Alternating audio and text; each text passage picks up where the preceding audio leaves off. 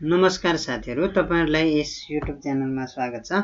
आज हामी तपाईहरुलाई HTML कै कन्टिन्युअस श्रृंखला अन्तर्गत मार्क्यू ट्याग के हो र कसरी युज गर्ने भन्ने विषयमा जानकारी लिएर आइरहेका छौं। हाम्रो च्यानलमा केही नयाँ जानकारी हेर्न चाहनुहुन्छ HTML सम्बन्धी भने पनि हामीलाई कमेन्ट गर्नु होला र यस जानकारीमा कुनै सल्लाह सुझाव भएमा पनि कमेन्ट गर्न नबिर्सनु होला। साथसाथै हाम्रो च्यानललाई सब्स्क्राइब गर्न पनि नभुल्नु होला। अब सुरु गरौं। मार्क्यू ट्याग भनेको के हो, कसरी मार्क्यूले काम गर्छ, यसका एट्रिब्युट्सहरु के हुन् भन्ने विषयमा जानकारी लिएर हामीले कुनै पनि वेब पेज बनाउँदाखेरि इमेज अथवा कुनै टेक्स्ट स्लाइड स्क्रोल भएको देख्छौं, त्यसको इफेक्ट भनेको मार्क्यूले इफेक्टले काम गर्छ। अब मार्क्यू नभएदेखि हाम्रो स्क्रोल हुने काम गर्दैन थियो। मार्क्यू ट्याग के हो त? अब मैले यहाँ हेरौं, मार्क्यू ट्यागको मेन ट्याग भनेको मार्क्यू हुन्छ। मार्क्यू यो चाहिँ क्लोजिङ ट्याग हो, स्टार्ट भएपछि इन्ड हुने ट्याग हो र यसमा एट्रिब्युट्स 10 वटा छ। 10 वटामा एउटा height, wide, behaviour, Bgcolor, direction, scroll delay, scroll amount, loop, Hspace र Vspace। हामीसँग 10 वटा एट्रिब्युट्स छन्। अब यसको भ्यालु के हुन्छ त? यसको भ्यालुमा हामी एउटा एक्जाम्पल हेर्दै यसको भ्यालुमा डिस्कसन गरौं। मैले रनमा गएर एउटा नोटप्याड लिए, नोटप्याड प्लस नोटप्याड। तपाईहरुलाई यसमा म सुरुदेखि गर्छु।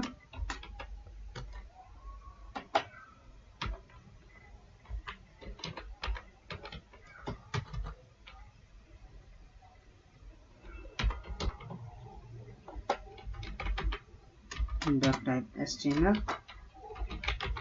HTML अब HTML पनि क्लोज, HTML क्लोज। यसपछि यहाँबाट HTML हेड पनि क्लोज भयो। टाइटलमा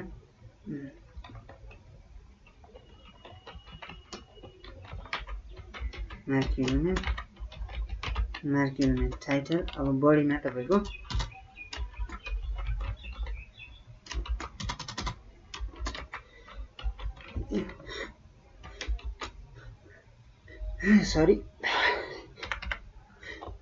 अब तपाईले हामीले सबै बडी भित्रै डिस्प्ले गराउने कुरा हुन्छ। हामी बडीमा डिस्प्ले गरौं। बडीमा मैले मेन ट्याग के भनेको छु, मार्क्यू ट्याग भनेको छु। यसलाई क्लोज गरे र यहाँ मैले कुनै टेक्स्ट स्क्रोल हुने टेक्स्ट लेखे।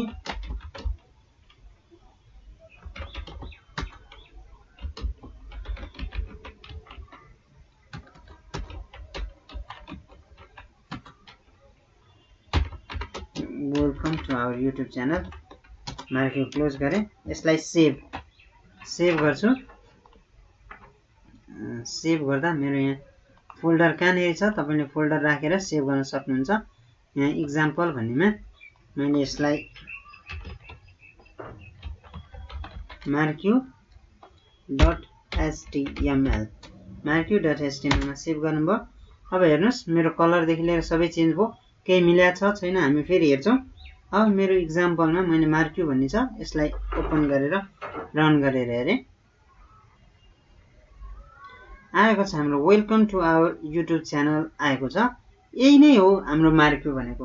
अब यसमा हामीले डिफाइन के गर्न सक्छौं भन्ने कुरा आयो। मार्क्यूको डाइरेक्सन, हाइट, वाइड दिने कुरामा मार्क्यूको के रहेछ तपाईको स्क्रोल हुने कुरा। अब हेरौं, मार्क्यू स्क्रोल भएपछि यसको वाइड, हाइट, बिहेभियर। अब मैले यो स्क्रोल हुने कति एरिया स्क्रोल हुने त्यसको लागि हाम्रो स्क्रोल हुने एरिया कति हो, यसको हाइट, वाइड, त्यो हामीले डिफाइन गर्न सक्छौं। यसको लागि मैले यहाँनेरि अब एट्रिब्युट्स वाइड चाहिँ कति दियो, wide 5, wide is equals to 500 pixel दिए। अब हेरौं, मलाई 500 पिक्सल आएको छ। त्यसको वाइड मात्रै आयो हेरौं है, 600 पिक्सल बनाऊ। अब मैले यसपछि व्हाइट पछि एउटा बीजी कलर भन्ने काम युज गर्छु। BG colour is equals to hash 1 2 3 4 बक्स सरी बीजी कलरमा ग्रीन नाम लेखेँ। अब स्क्रोल गरेर हेर्छु यसलाई। स्क्रोल हेर्नुस् है, बीजी कलरको काम भनेको हामीले हेक्सा भ्यालु पनि डिफाइन गर्न सक्यौं, नेम पनि डिफाइन गर्न सक्यौं। अब यसलाई मैले हाइट डिफाइन गरेँ। हाइट इज इक्वल्स टु 150 गर्छु। म यसलाई 150 पिक्सलमा गरेँ अथवा 150 नम्बरमा गर्न सक्नुहुन्छ। हाम्रो स्क्रोलको डाम तपाईको स्क्रोल हुने एरियाको हाइट वाइड डिफाइन गर्यो। हामीले हेरौँ त यहाँनिर के छ, हाइट वाइड। अब बिहेभियर भन्ने एउटा हेरौँ। म हेडिङ ट्याग युज गर्छु। यो ट्याग अलिकति यसलाई ठुलो बनाउनु पर्यो, सो मैले S3 लाई युज गरेँ हेडिङ ट्याग। तपाईहरुले नेस्टेड ट्याग यसै गरी युज गर्न सक्नुहुन्छ।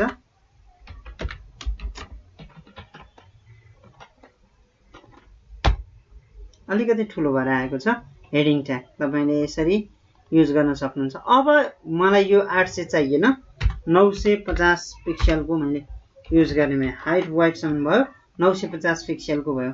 अब यसपछि तपाईले के युज गर्न सक्नुहुन्छ, हाइट वाइड भयो।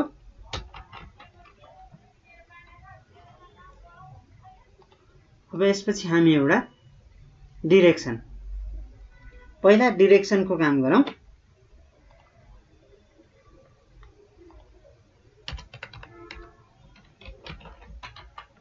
डिरेक्सन कस्तो डिरेक्सनमा तपाईले मार्किङ गराउने।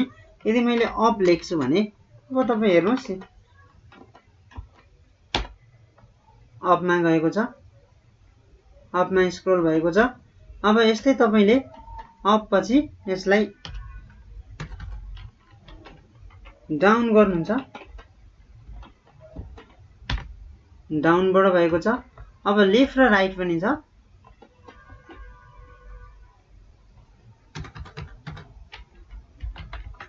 लेफ्ट पनि छ र राइट पनि छ। अब हेरौँ, लेफ्ट यो भयो। अब राइट, हामी राइटमा युज गरौँ। राइटको युज गरौँ। राइट मसँग राइटको स्क्रोल भएको छ। 4वटा मैले एट्रिब्युट्स युज गरिसकेँ। अब अर्को छ तपाईलाई, अब मैले बिहेभियर कस्तो खालको बिहेभियर गर्ने भन्ने कुरा हुन्छ।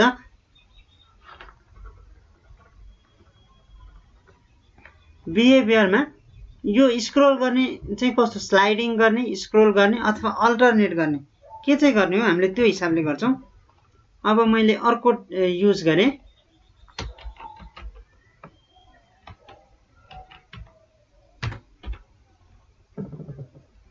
Behaviour is equals to slide. डिफल्टमा स्क्रोल हुन्छ। अब एकचोटि हेरौँ केही इफेक्ट हुन्छ हुँदैन। पुरै स्क्रोल नहुन्जेलसम्म हामी चलाउन पाउँदैनौं।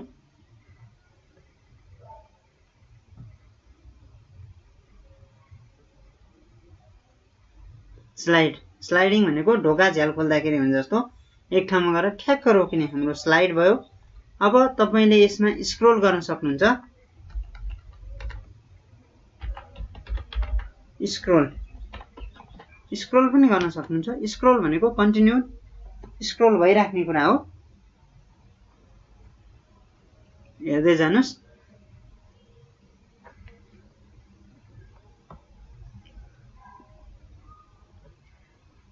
फेरि स्टार्टिङ हुन्छ।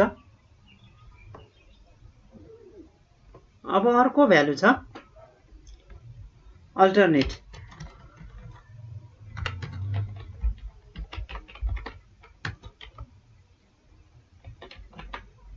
अल्टरनेट हेरौँ के हुन्छ।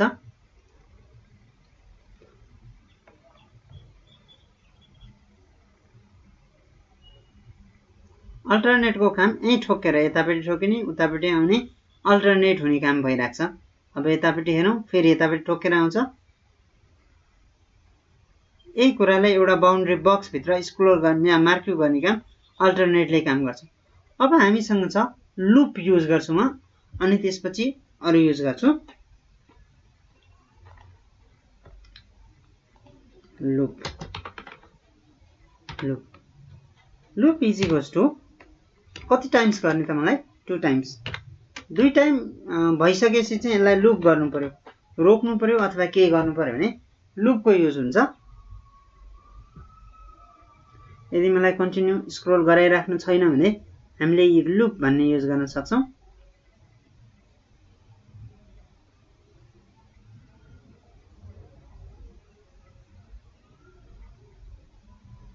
रोक्यो।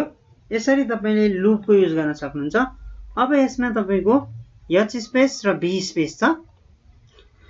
अब स्क्रोल अमाउन्ट कति फास्ट गर्ने त तपाईले यसमा भर पर्छ। लुप मलाई अहिले चाहिएन, लुप चाहिँ तपाईले नराख्नु होला। लुप पछि scroll amount is equals to 500 गरौँ नि त। 500 गरी हेरौँ त एकचोटी।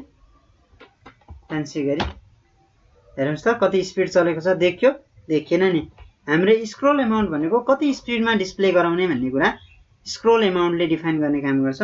मलाई 10 स्क्रोल अमाउन्ट 10 भयो भने पुग्ने भयो 10। ठीक छ, ठीक छ। अब मैले एउटा Hspace युज गर्छु। Hspace is equals to 10 pixel. अब हेरौँ Hspace भनेपछि होरिजेन्टल, Vspace को काम गरौँ। Vspace मा मैले युज गर्नेमा भर्टिकल स्पेस, मार्क्यू को स्पेस अलिकति तल झर्ने काम गर्यो।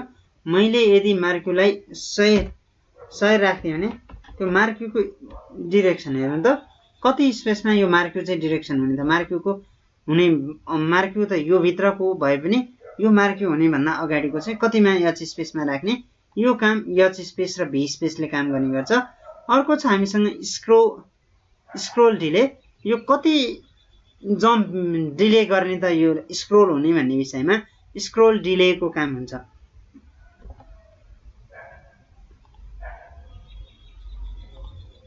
आशा छ तपाईले यस भिडियोबाट मार्क्यू स्क्रोल भन्ने मार्क्यू कसरी युज गर्ने भन्ने विषयमा जानकारी लिनु होला। यसमा हामीले इमेज पनि राख्न सक्छौं। स्क्रोल हुने इमेज, अहिलेलाई तपाईले इमेजको ट्याग युज गर्नु भएको छैन, हामीले हेरेको छैन, नत्र म यसलाई यो पनि राख्ने वाला थिएँ। अहिलेलाई 12.jpg इमेज तपाईलाई सिकाएको छैन, सो इमेज ट्याग मात्र यति मात्रै राख्छु र यसलाई स्क्रोल गरेर मैले देखाउँछु। स्क्रोल गर्दाखेरि केही पनि आएको छैन। इमेजको